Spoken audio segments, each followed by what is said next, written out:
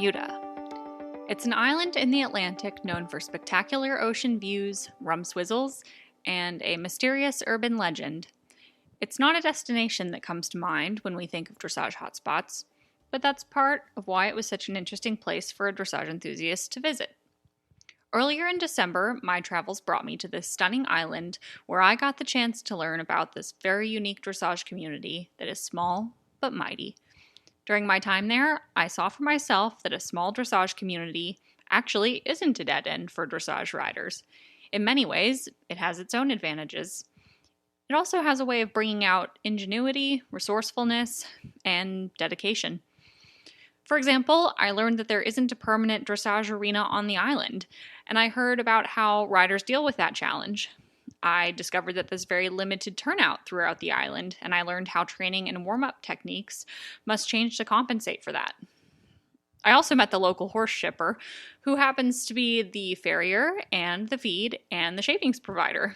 And for the first time in my life, I walked into a barn that had ocean views that rival that of a 5-star hotel. I'm not kidding. During my visit, I also had the chance to attend a 2-part show at Bermuda's National Equestrian Center, nicknamed Vesey Street. The first part of the show was the FEI Dressage World Challenge, which aims to give less experienced riders who live in more remote countries the chance to compete internationally without having to leave their own country. This show also hosted a junior championship qualifier. The following day was a schooling show for riders of all ages. I also had the chance to spend time with junior rider Robin Stemple, who is aiming to compete at the 2020 North American Youth Championships with her partner Rossano Royale II. I was also able to chat with Bermuda's own international dressage star, Annabelle Collins, who has her eyes set on Tokyo. I'm one of your hosts, Lindsay Paulson, and in this episode of the Dressage Today podcast, I was joined by Bermuda's national dressage coach, Angela Halloran-Smith, as she shared some of the challenges and unique perks of pursuing dressage on this small island. We talked about the big hopes that she has for dressage in Bermuda and some of the strides they're taking to make it all happen. So pour yourself a fruity drink with an umbrella and have a listen. Hey there, I'm Jennifer Malachi.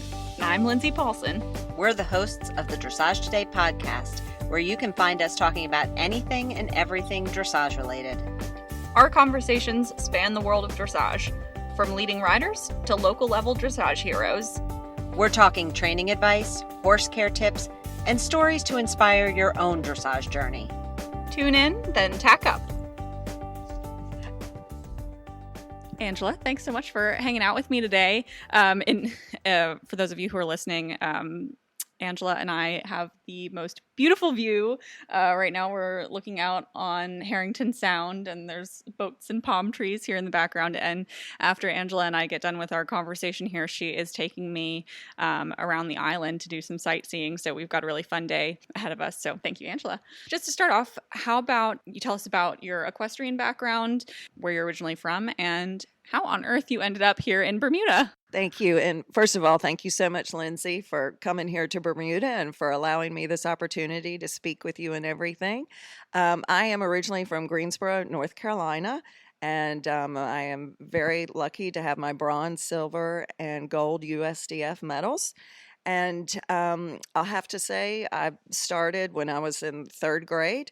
And this fabulous woman started teaching me riding lessons. And then after I started growing up, her daughter started taking things over. And so a lot of my background is from Fellowship Farm in Greensboro, North Carolina, with her mom, Cam Bell, and the main trainer there, Tammy Batts. And she started me in the Young Riders program. And in fact, I was her first young rider to come through.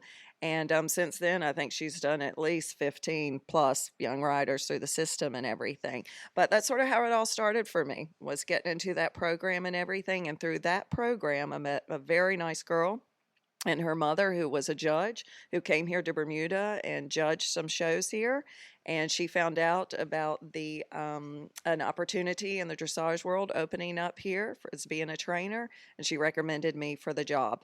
And so that's a little bit how I sort of landed here in Bermuda a little bit. And the first time I was here was over 20 years ago. And it's very odd that I'm back here, sort of in a different capacity, but at the same note, I know it's exactly where I'm supposed to be. And I'm back the second time through my husband, I love very much, and we've been married almost 9 years now. And it was by fate that him and I crossed paths again. And so I'm an extremely lucky girl that gets to say that I married the man of my dreams and moved to paradise without a doubt. So, but that's kind of how I got here and everything. But more of my background over in the States and everything. Like I said, I trained consistently with Tammy Batts at Fellowship Farm, and we were a very strong dressage training facility, and we worked very hard and had a very busy show schedule, as doing all the shows in the local area as well as going to Florida every winter. And so we did it full throttle. And I learned a lot with going through that whole process, and certainly have a lot of lessons that I learned from all of that still with me to this day. And that helps me also to sort of guide the future here a little bit in Bermuda as well for the dressage community and all. Do you mind sharing just more about what your official role here means in terms of you are Bermuda's national dressage coach? Yes, I am. I'm very lucky to be in that position. And as the national coach, I sort of oversee the whole entire sport. I oversee it from the grassroots here as to what really happens on the island, as well as to what goes on internationally. And that involves with opportunities that the dressage riders can have here on the island, with bringing some international officials here to the island to educate them, as well as what opportunities are available to Bermuda riders abroad, which I've really tried to focus on and bring a lot of attention to, because I want Bermudians to realize that there's, so much future in the sport of dressage here. And it doesn't begin and end with just what's happening here on the island, and that there actually are a lot of fabulous opportunities over in the U.S. as well as Europe and that kind of thing. And a lot of it is, people just don't know. They're just not aware of it. So one of the big things that I've tried to do as be a national coach is bringing some new programs here to the island. One of the main things that we've been able to do is to bring Lyndon Gray's team program here, which was huge, absolutely huge. She came here last June and did an intensive weekend training, 2 days of her team program, which was wonderful. And how that all started was 2 years in a row, I was able to actually take a team of juniors to her Dressage for Kids show up in Socrates, New York. And that was a fantastic opportunity for us. Number one, it's a great program because it starts at intro level.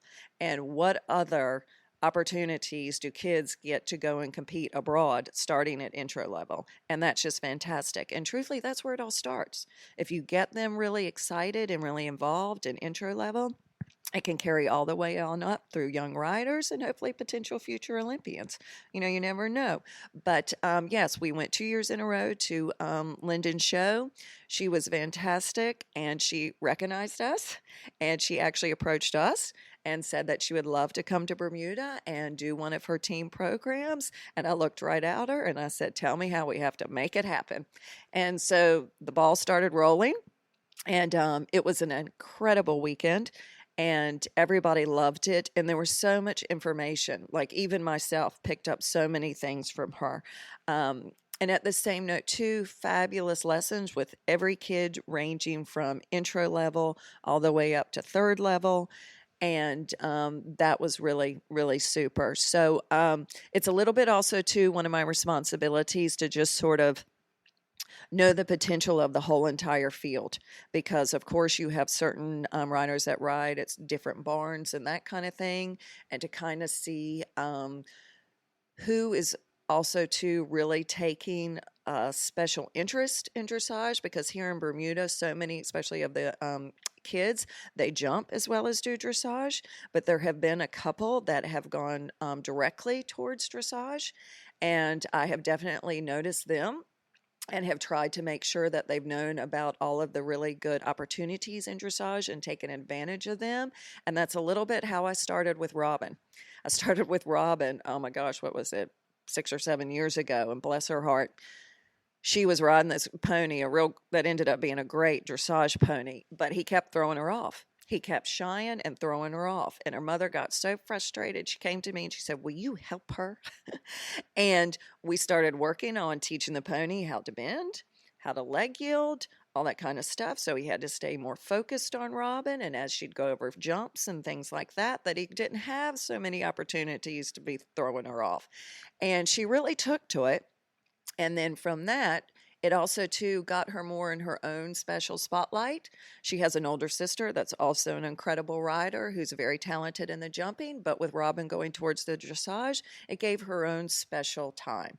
And she really took to it and has just taken off and soared through it all the way from training level to here we are, getting her to go through the selections for the junior championships in North America, which we're very excited about. And, I have to say, as a trainer and a coach, you always hope for students like Robin. And she's been very special to me because not only has she wanted to do it, but she's also wanted to understand it. And personally, that's been a challenge to me in a good way because, it's so much easier to just tell people you just need to do X, Y, and Z. But when somebody really truly wants to understand it, it really makes you have to go even deeper, not only deeper within your training, but also deeper, to how you approach things and things like that. So not only have I tried to make Robin the best rider that she can be, but I will have to say she has helped made me be a better trainer and a better coach. And for that, I think we do have a very special relationship. During the time that I've been here, and we'll come back to the conversation of Robin here in a minute. But during the time that I've been here, I've spent time kind of shadowing Robin and chatting with her. And she's such an impressive young lady. And I remember, during the show this past weekend, she was up there with the judges talking about her tests afterwards. And you could tell, she had a real desire to understand where things were coming from. And she takes it so seriously, which is great because there does seem to be such a drive there to succeed. So yeah, she's such a neat kid, and I'm really looking forward to see where she goes with things. So as we're talking about, being a dressage rider within this community, Bermuda is such an amazing place. It's so beautiful, and it poses some really interesting challenges for horse owners. And as if being a horse owner isn't already challenging enough in its own way, could you tell us about some of the unique challenges that horse owners face here in Bermuda? For example, if I wanted to live in Bermuda and own a horse, what are some of the things that I need to keep in mind? I think one of the greatest challenges that we deal with here in Bermuda is the limited turnout. That's an issue here. And, especially in the States, typically you sort of know that you're, especially if you board at a stable and everything, that your horse is taken care of, that if you don't go ride it for a day or two, whatever, that it's going to have turnout. It's going to have a nice good field to take a nice good gallop if that's what needs to happen or anything like that. But here we don't have that situation. Now we do have turnout, and, there are places that have decent turnout. And I will also say that Bermudians are great at really using the space that's available to them and doing the best that they can with what they have to work with. But as far as having big, huge open fields for horses to just have a good, great gallop and just be true horses and all that kind of stuff, they really don't have it here. So even myself personally, I've had to change the way that I warm horses up. I think that's something that's very unique about being here in Bermuda with horses. Personally, I warm horses up so much more at the walk now, just because they're standing in their stalls so much more. And if they do get to be turned out, it's in a very small paddock. They're not able to have a nice good run or anything like that to sort of stretch the muscles out. And we all know sometimes horses just need to have a good old buck and it just sort of, work that kink out in their back or whatever else they may have.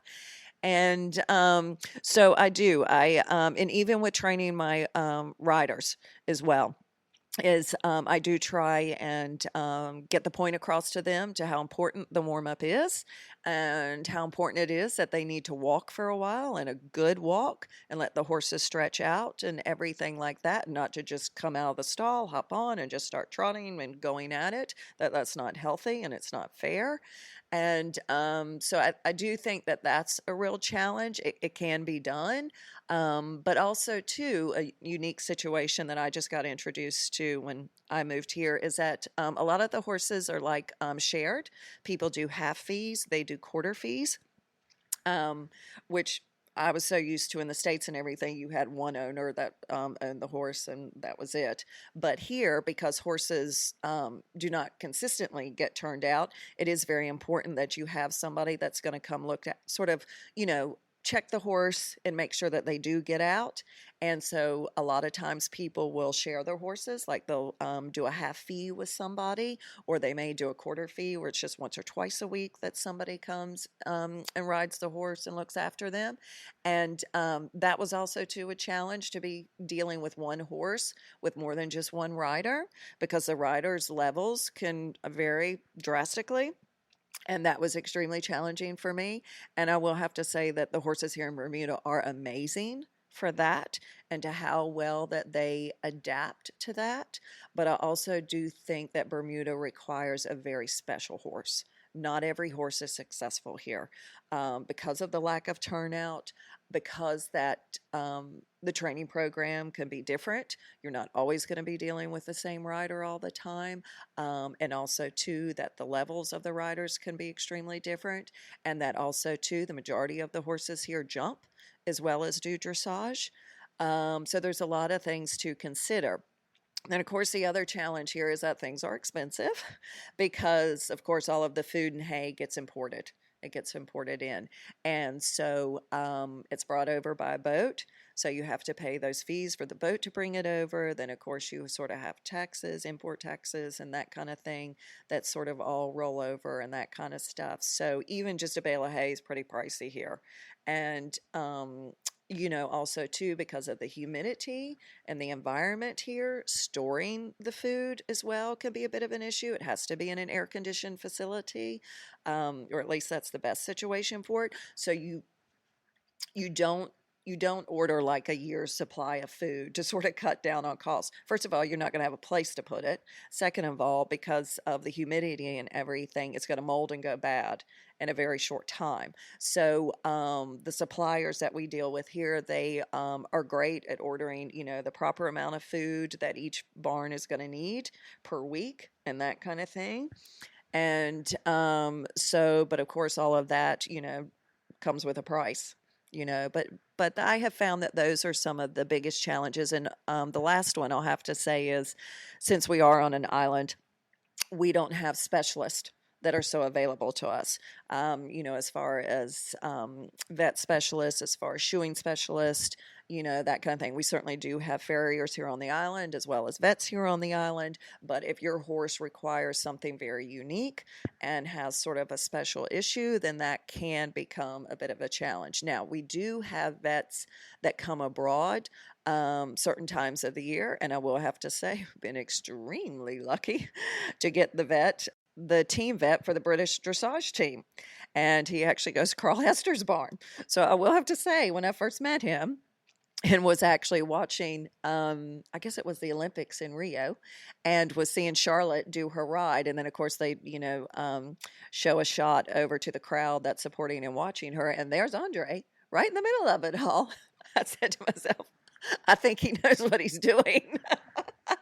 So for the fact that Bermuda is able to have that opportunity, absolutely blows my mind. Just blows my mind. And that's great. But it's not like we get to call him up on the phone and say, hey, can you come over today, or anything like that. We have to schedule appointments and that kind of thing for him to come certain times of the year. But to me, those are the greatest challenges here in Bermuda. It's so interesting because obviously I'm more removed from the Bermuda dressage community, and everything that I'm seeing during my visit here is very fresh and different to me.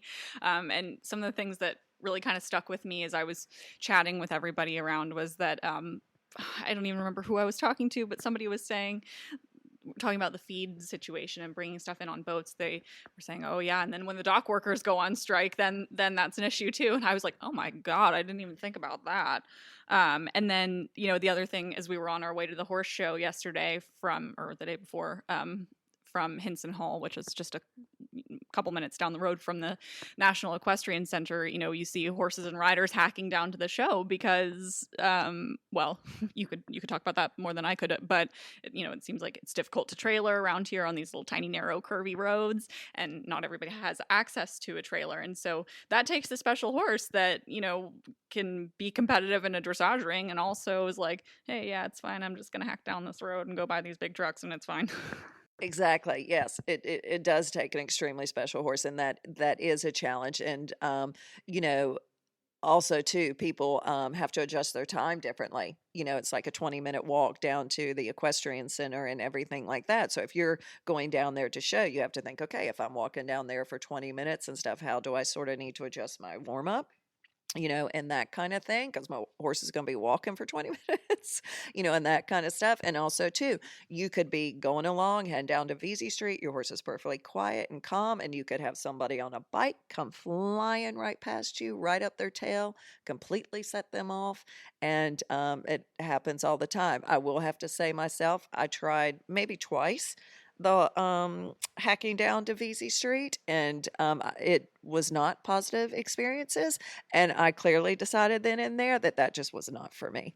So but yeah, it's a different way of life. Now we do have a guy here who does trailer who's fabulous, and so it is available, but also too, he's like one of the main people that does the trailing. There's maybe two others. So if he has to go from one end of the island and pick up a couple of horses, drop them off at the equestrian center, then go to the other end of the island and pick them up, the times vary. Like he may have to pick somebody up at 6:30 when they really don't show till 8:30, but he's got to pick them up there because he has to get to the other end to pick somebody else up. So, that does, change things up a little bit, and you have to plan for that. You really do. And I will have to say, yes, they're amazing to drive these roads because they are so narrow and windy. And then also, too, the hills are extremely steep. I did drive trucks and trailers when I was in the States and actually did the big ones and everything like that. Cannot imagine driving even a two-horse here. And also, too, the gears to the trucks are a little bit different. And also, too, the turning axles and all a little bit different because they have to turn so much sharper and everything. So yeah, I clearly realized that just needed to leave that up to the experts, and that was the best. Kind of laughed when I was with Robin on the day that she was schooling with you, and they had the trailer come to pick her up and take her home, and they said, oh yeah, and he also delivers feed, and he's a farrier, and he's like the jack of all trades too. Yeah, that was pretty wild. And also like there was something very homey and cozy about that too. I think that, this is your guy. Okay, so we talked about the challenges that you face on the smaller scale of as being an individual horse owner. Let's talk about some of the biggest challenges that the dressage community as a whole faces. I have to say, as a whole, the biggest challenge that we have is because space is limited here, and our equestrian center, we actually share it with all the other disciplines. We share it with the jumping as well as the driving group here. And because of that, there is no permanent dressage court set up on the island. And that is really affecting us. And it's really affecting us now because people have gotten so far along in their training and their riding that now accuracy is starting to really affect them. And it's actually causing them to lose a lot of points, more so than I'd like to see. And even for myself personally, it makes a huge difference when you can consistently just ride in a dressage court. Just get the feel for the corners, get a feel for the space, and you just can't get it when you're just riding in a large rink. And we all know everything changes completely when you have to do it at that letter. And when you do not have, so much time to be preparing for something or anything like that things happen so fast, and especially as you move up through the test, how much quicker they happen and everything like that. So that's a big challenge, I'll have to say, that we face. And the other challenge is, which I'm trying my best to change, is that, we have small numbers. I will have to say, even though our numbers are small, they're very committed people, very dedicated people, which is great. And so we're trying to think about doing some different approaches to try and get some interest here on the island.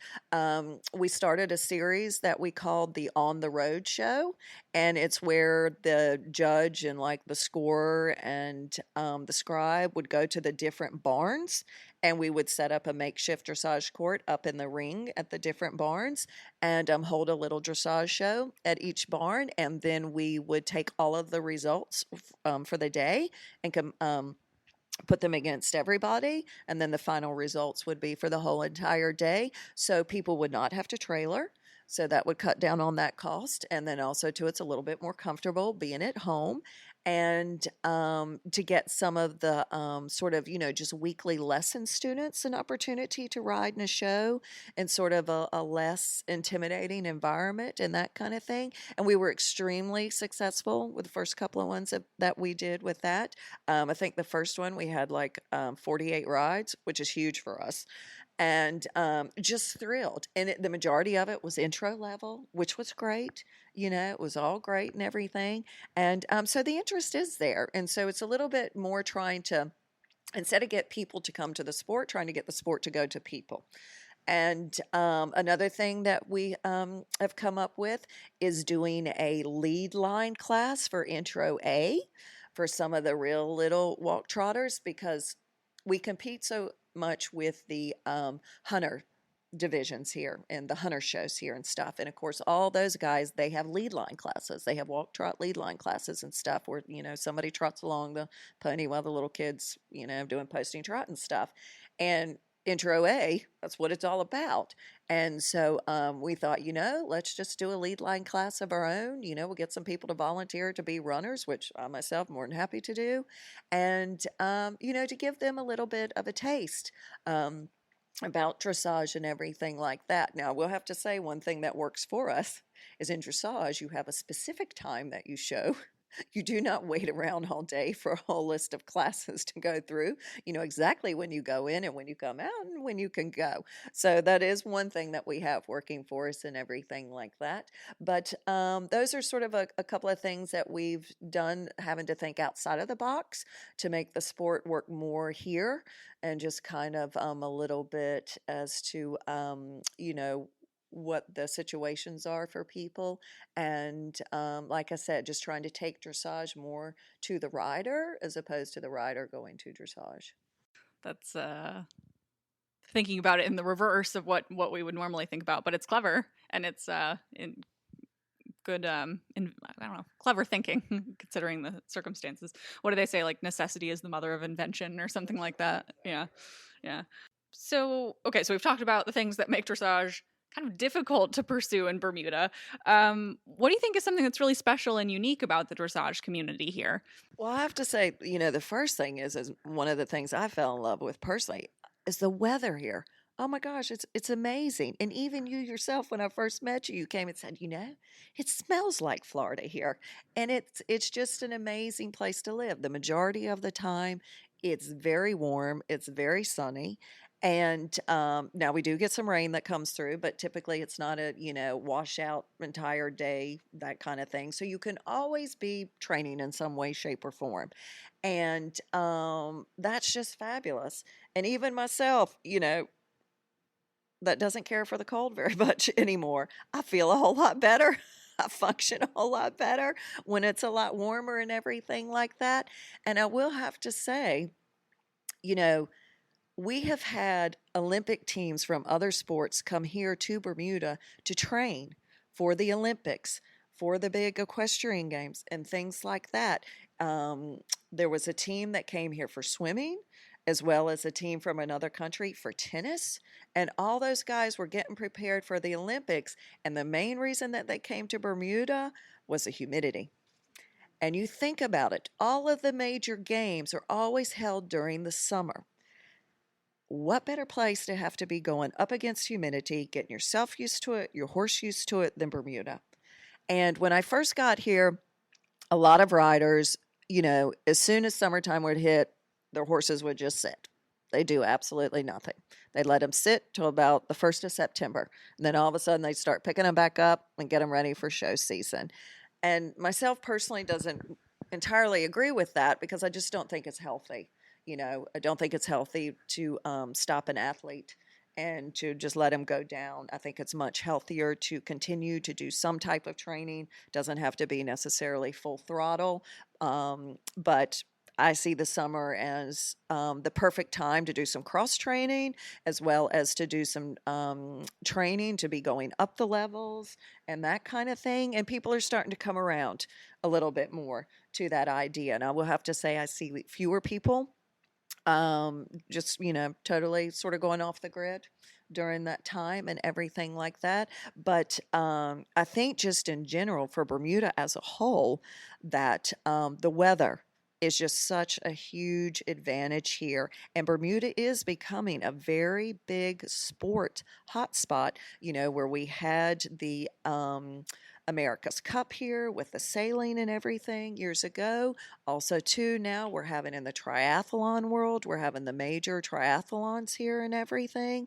And we just had a big, huge golf tournament here as part of the PGA Tour and everything. So, and I see those same advantages for Bermuda, for the equestrian community. I truly do, and especially dressage. And one of the greatest things about dressage is the dressage court is the same size no matter where you put it in the world.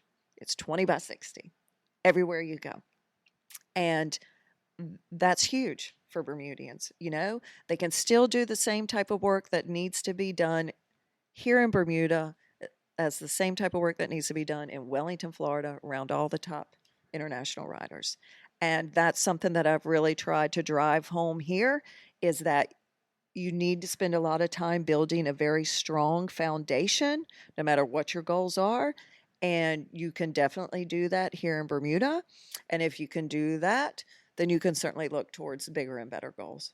Something that I thought was really unique and special about what I've observed in dressage my time here is when we were at the show this past weekend with the FEI show on Saturday and then the more, I guess, local show on Sunday.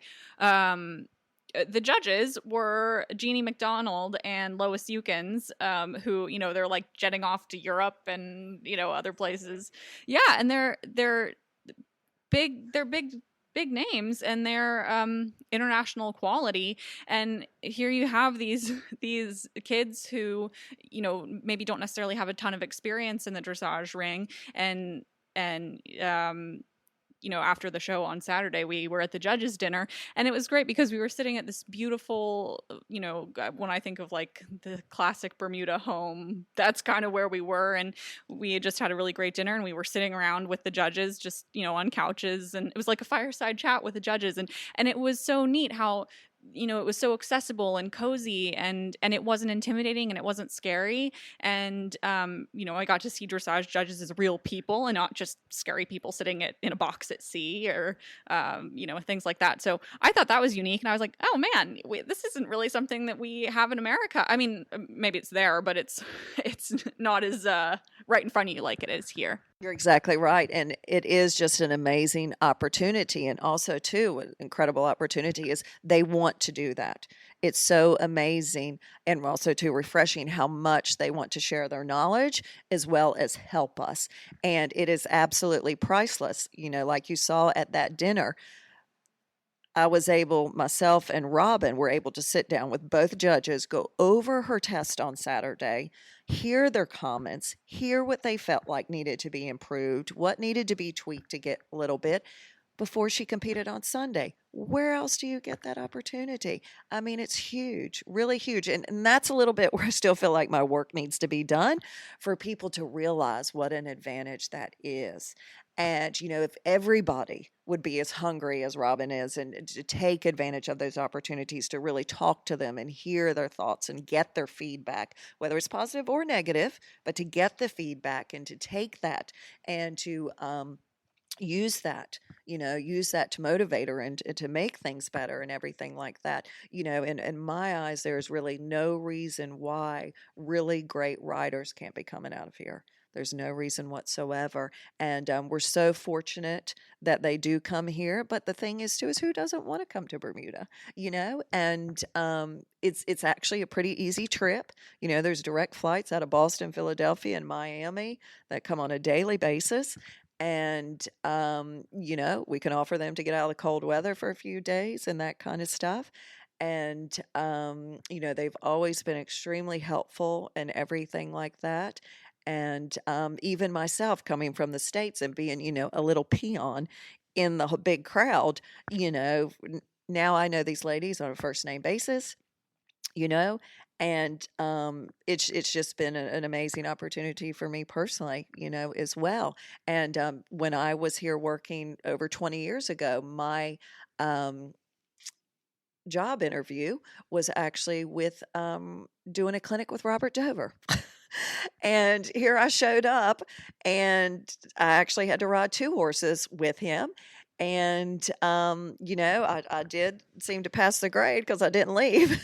But I mean, even with that, I had never ridden with him, never would have had the opportunity to ride with somebody great like him. But he used to come in here on a regular basis as well and do clinics and everything, and it was just amazing.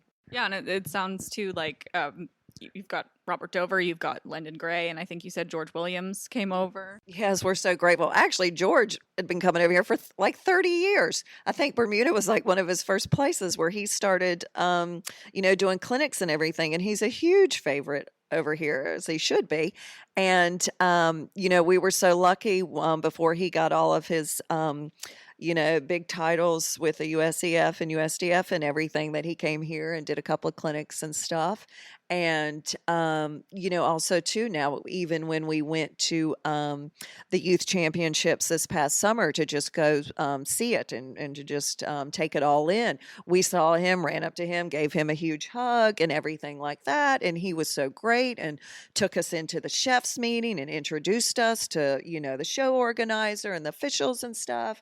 And I mean, what a better opportunity, and somebody even better to sort of, help introduce you and everything like that. And he is extremely supportive of Bermuda, and his wife as well. Cannot thank them enough for all of their knowledge and information that they shared with us, and how helpful they were, and wanting to help get Bermuda to the youth championships and everything like that. Of course, they know the value to getting that to be part of our program here as well. Speaking of the youth championships, let's go back to the topic of our kind of star junior rider, Robin. Can you tell us about the journey that Robin's been on to qualify for the North American Youth Championships? It's been a process, it sounds like, for sure. So can you tell me more about what that journey is like to get Robin from Bermuda to the North American Youth Championship? Well, truthfully, none of this happens overnight. And so all of this, really, I'll have to say, it probably started about 5 years ago. And it started about then, when she really started taking an interest to just do dressage, that's what she wanted to do. So what I actually started with first is I got her the opportunity to actually go train at Tammy Batt's barn in Greensboro, North Carolina, for her to first go into a very well-structured, true dressage training barn. Let her go there for the summer for a couple of weeks, get some great training, be able to do a show or two with them, see how she takes it. See if she loves it. She may even hate it. See how she goes with that, and we'll go from there. So she went there. She had a fabulous time, loved it, came back even more motivated. Which, okay, great. So at the time, she was showing a very nice little pony named Happy Feet. And, her mom started talking with me about some things. And I said, okay, what you need to do now is you need to start investing into some training with her pony. He's got to start learning all these movements and everything like that. And he needs to know them before she does, so that when she gets on and asks him, he knows what to do. So her mom was completely on board, let the horse get schooled 2 to 3 times a week. Then also, too, Robin started increasing her training, taking lessons 2 to 3 times a week as well. And we were very successful with that. And I was able to move her on up the levels with that dedication. And then also, too, once again in the summer, she went back to Tammy, was able to lease an extremely nice upper level horse there. Got some good, consistent training there. Did a show or two as well at third level for the first time and everything like that. So that was really valuable. And she competed at Lyndon Gray's show twice. And so that was really super as well. So all of this is starting to just sort of, build the foundation a little bit. Her going away and competing, she's really turned on with that, as well as to getting into a real strict training program. That's not turning her off either. And so then it came time that she was going to need another horse. And so her mother went to Germany and found Ross. And he came, and we first sent him to North Carolina as well to sort of just get acclimated a little bit to some heat and humidity, because my concern was if he was to come from Germany to Bermuda first, that if there was anything major that needed to be dealt with, that we would not have the resources so close to us. And so I wanted to first make sure that he sweat and that was all okay, and that there was nothing sort of tricky about him before he got here. So he arrived in North Carolina about March or so, and Robin went up and rode him a couple of times up there.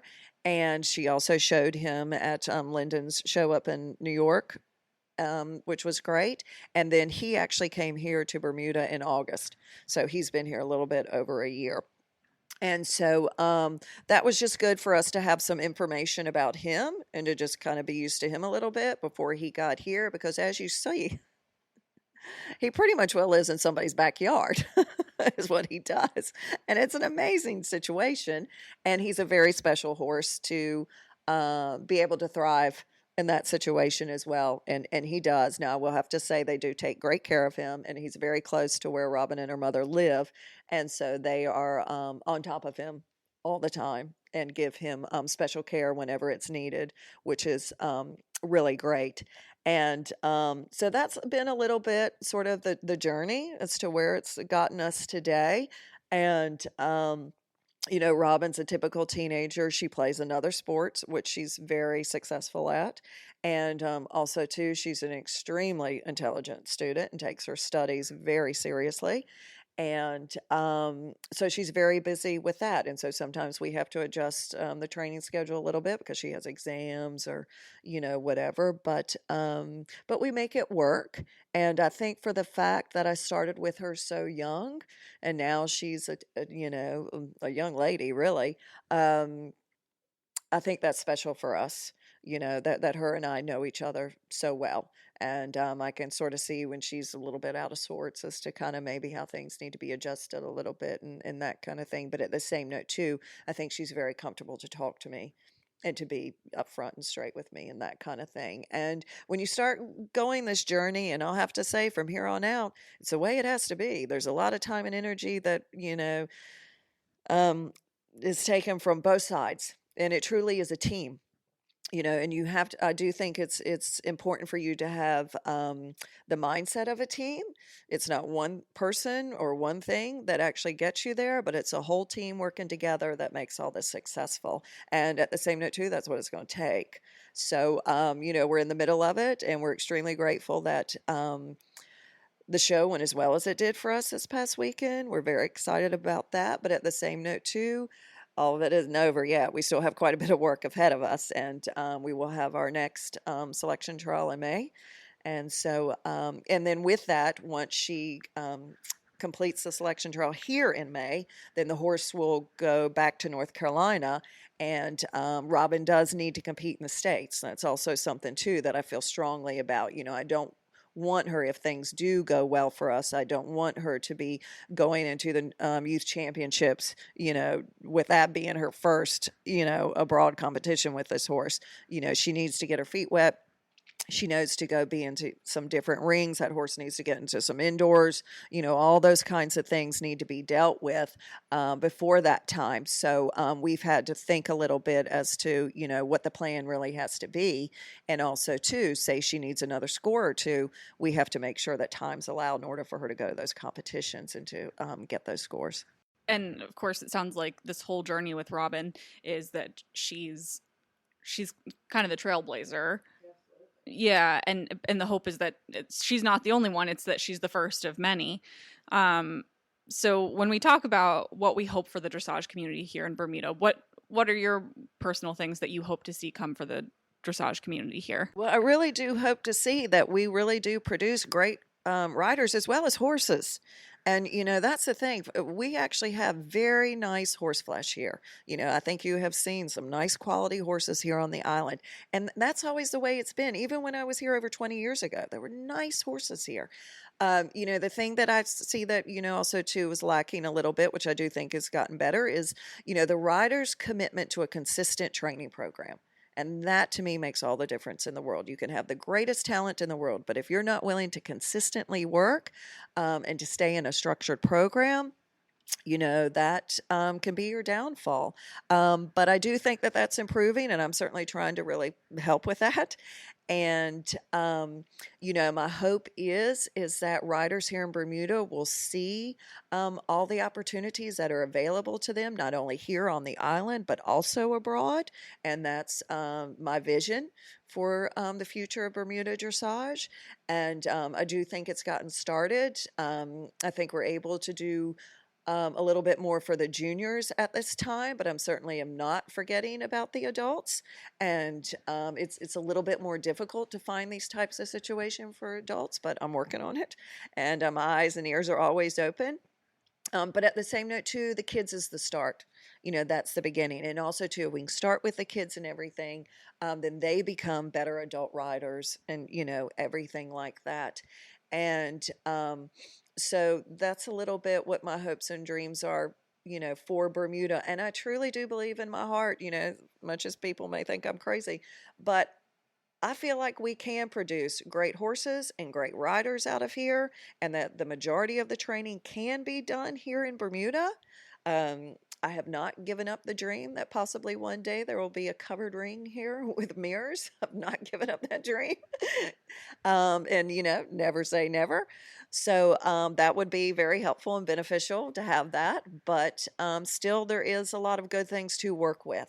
And there's a lot of great kids here. And I will have to say, yes, Robin is the trailblazer.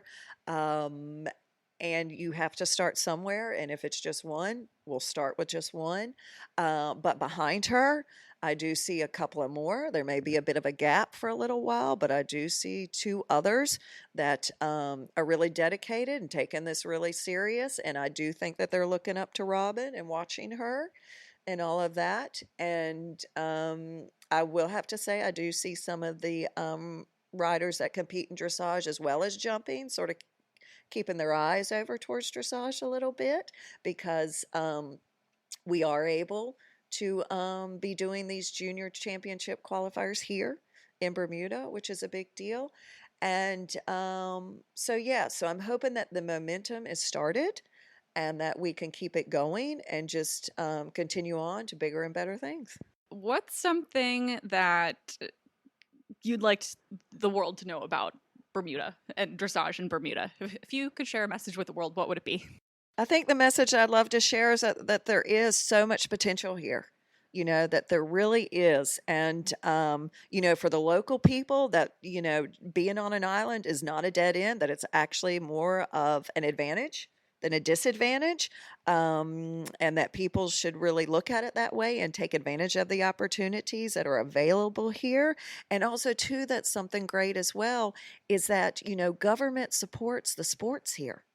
And that's enormous. And see, I wasn't used to that in the States. And that's been a huge help. And also, too, the government's really starting to take notice to our progress in the equestrian community. And they are supporting us. They're also supporting the national coach position and everything like that, because they recognize having a national coach just kind of is a person that sort of steers it in the correct direction, and also too sort of helps the whole overall sport. And so that's been fantastic and a huge advantage. And with that, through government, we've also had opportunities to expose the sport here on the island and stuff.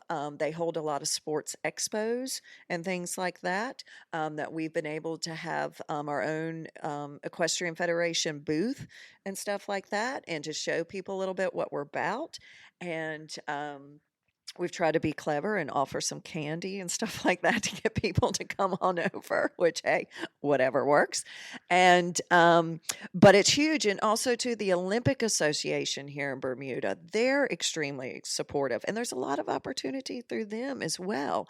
And, I think the states, it's just so big. So maybe you don't get the chance to work with those people so closely and stuff, but I personally have, and I've been very impressed, and there's been a lot of support and everything like that. And because of that, dressage has gotten a lot of recognition. Now, I will have to say as well that we are extremely proud of our very strong international rider, Annabelle Collins, who is very strong and in the running for qualifying for the Olympics here. And I think we have maybe 2 more weeks at the most. It's the end of December that it becomes official, but she's looking extremely well on the list, and we're very proud of her and her results. And that also, too, is extremely helpful for us, for people to see, hey, you can take it to the highest level, that it is possible.